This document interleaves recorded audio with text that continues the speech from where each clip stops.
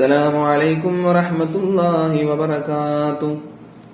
അൽഹംദുലില്ലാഹ് സ്വലാത്തു വസ്സലാമു അലാ സയ്യിദിൽ മുർസലീൻ വഅലാ ആലിഹി വസഹ്ബിഹി അജ്മഈൻ. അമ്മാ ബഅദ് ഫൗസീകും വഇയ്യായ ബിതഖ്വല്ലാഹ്.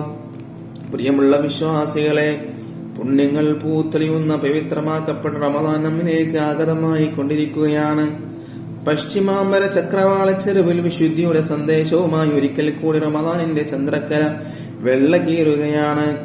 വാനലോകങ്ങളിൽ നിന്ന് ഇലാഹിയായ കരുണകടാക്ഷങ്ങളുടെയും അനുഗ്രഹാശസ്സുകളുടെയും പൂനിലാമഴ പെയ്തിറങ്ങുന്ന അനുഗ്രഹമാസം.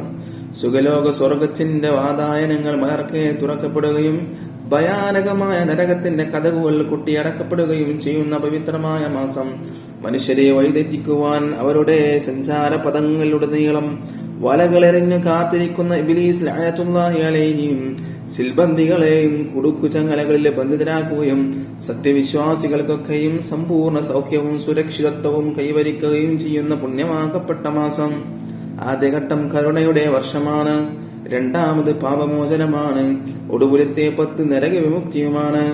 ഇക്കാലത്ത് സുഹൃതങ്ങൾക്ക് ചാകരയാണ്. ഒരുപാട് സുഹൃത്തങ്ങളാണ്. ഒരു സുന്നത്ത് കർമ്മം ചെയ്താൽ ഫർള് ചെയ്ത കൂലിയാണ്.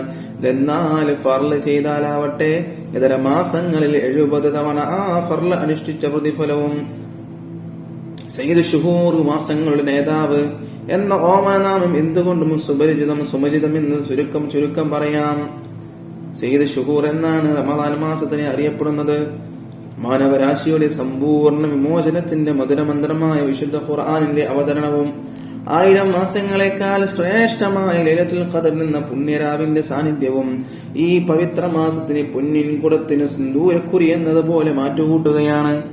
എന്നാൽ ഖേദകരമെന്ന് പറയട്ടെ മുഅ്മിനീങ്ങളെ, നമ്മുടെ സമകാലിക മുസ്ലിം സമുദായം, വിശിഷ്യ നമ്മുടെ യുവജന സമൂഹം റമദാനിനെ പറ്റി വേണ്ടത്ര ബോധവാന്മാരല്ല.